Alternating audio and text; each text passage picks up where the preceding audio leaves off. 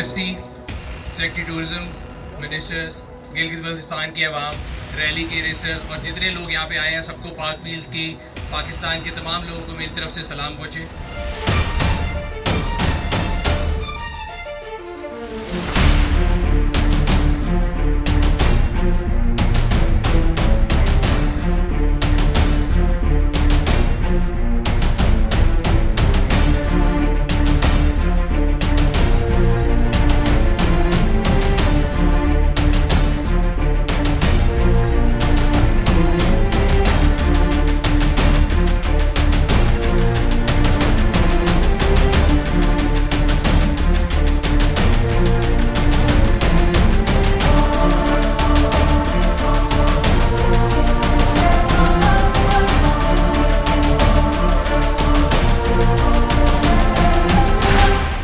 तकरीबन 3-4 महीने पहले काम शुरू किया गया और फाइनल आते आते अल्हम्दुलिल्लाह अब ये 5वां एडिशन सरफरंगा का जो हो रहा है, आज इसका किक ऑफ सेरेमनी थी और हमेशा की तरह बहुत जोश और जज्बे के साथ, मेरा नहीं ख्याल पूरे पाकिस्तान में किसी भी रैली की ओपनिंग सेरेमनी जो है वो इतनी एक्स्ट्रावेगेंट होती है, जहाँ पे आपको इतने ज़्यादा इवेंट मिलते हैं, स्टूडेंट्स की इंक्लूजन है, लोकल कम्युनिटी है, बॉय स्काउट्स हैं, आपको डिफरेंट बैंड मिल जाते हैं। तो इस लिहाज से जो इसकी एक यूनिकनेस है वो इस रैली की मेरा ख्याल है हर साल हमें इस पर एनर्जाइज भी करती है कि हम अगले साल ज़रूर आएँ।